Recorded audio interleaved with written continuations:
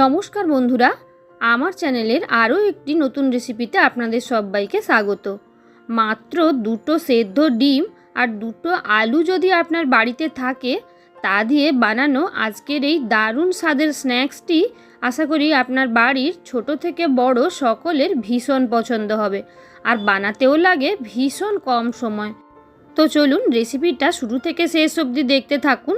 আর recipe ভালো লাগলে like, comment, share, আর নতুন বন্ধুরা ঝটপট চ্যানেলটাকে সাবস্ক্রাইব করে দিও। দেখো, রেসিপিটা বানানোর জন্য নিয়ে নিয়েছি আমি দুটো সেদ্ধ ডিম। ডিমগুলোকে এভাবে একটা ছোট সাইজের গ্রেটার দিয়ে ভালো করে গ্রেট করে নিচ্ছি। ডিমগুলো তোমরা হাতে মেখেও নিতে পারো, তবে মাখলে যেহেতু সব জায়গায় সমানভাবে ডিমটা গ্রেট হয় না, তাই গ্রেট করে নেওয়াটাই ভালো। এবার দুটো আলু আমি 4 টুকরো করে সেদ্ধ করে রেখেছিলাম।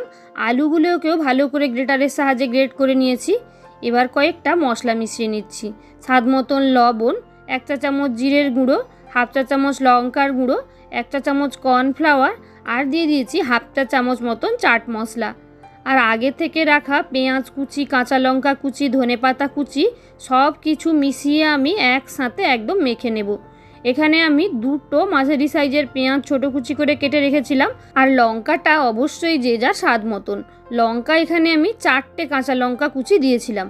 খুব ভালো করে সব কিছু মেখে নিচ্ছি আমি। সুন্দর করে মেখে নেওয়ার পর এবার আমি হাতে নিয়ে নিচ্ছি অল্প একটু সাদা তেল, যাতে হাতে না মিশ্রণটা লেগে যায়।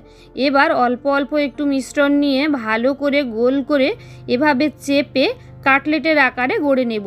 যে কোনো শেপ দিতে পারো, গোল, চ্যাপ্টা, যে কোনো কিছু। আমি গোল গোল করে তারপর চ্যাপ্টা করে এভাবেই বানিয়ে নিচ্ছি পুরো মিশ্রণটা থেকেই। তোমাদেরকে আরও একটা বানিয়ে দেখাই। আর অবশ্যই বানানোর আগে হাতের তালুতে তেল লাগিয়ে নেবে, না হলে আলুগুলো হাতের তালুর মধ্যে আটকে যেতে পারে, আলু আর ডিমের মিশ্রণটা। দেখো, এভাবে একে একে সবগুলো বানিয়ে নিচ্ছি।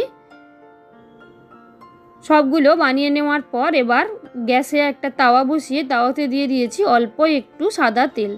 একদম কম তেলের মধ্যেই বানানোর চেষ্টা করছি, বাচ্চা থেকে বয়স্ক সকলেই খেতে পারবে। দেখো, ভালো করে তেলটা চারদিকে ছড়িয়ে নিয়ে এবার আমি এর মধ্যে দিয়ে দিচ্ছি কাটলেটগুলো। দেখো, যেহেতু তাওয়াই করছি তাই বেশ অনেকগুলো কাটলেট একসঙ্গে ভেজে নিতে পারবো আমি। আর বন্ধুরা, এখানে দুটো ডিম আর দুটো আলু দিয়ে 12খানা কাটলেট, এভাবে গোল গোল কাটলেট 12খানা তৈরি হয়েছিল। দেখো, একসঙ্গে 6খানাই ভেজে নিচ্ছি। আর গ্যাসের ফ্লেমটা এবার একটু লোই করে দিয়েছি। লো ফ্লেমে একটু সময় নিয়ে এগুলোকে উল্টে পাল্টে ভেজে নেব। দেখো, এক পিঠ গোল্ডেন কালার এসে গেছে। এবার অপর পিঠ উল্টে নিচ্ছি। 2 পিঠই গোল্ডেন ব্রাউন করে ভেজে নেব। একটু সময় নিয়েই ভাজতে হবে, তবেই 2 পিঠ একদম মুচমুচে হবে, কিন্তু ভেতরটা থাকবে একদমই নরম। আর যেহেতু ডিমও সেদ্ধ, আলুও সেদ্ধ, তাই একদম যে খুব একটা বেশি সময় লাগবে তা কিন্তু নয়। দেখো, 2 পিঠ সুন্দরভাবেই আমার ভাজা হয়ে গেছে। এবার আমি এগুলোকে তুলে নেব। তো তোমরা দেখতেই পেলে কত কম সময়ে বানিয়ে নেওয়া যায় এত হেলদি একটা খাবার। তেলও কতটা কম প্রয়োজন হয়। তো এই রান্নাটা যে কোনো সময় দিন সন্ধ্যের সময় যদি তোমরা বাড়িতে বানাতে পারো, তো বাচ্চারা বাইরের খাওয়ার আর বায়নাই করবে না। তো এক একটা কাটলেট আমি তুলে নিচ্ছি।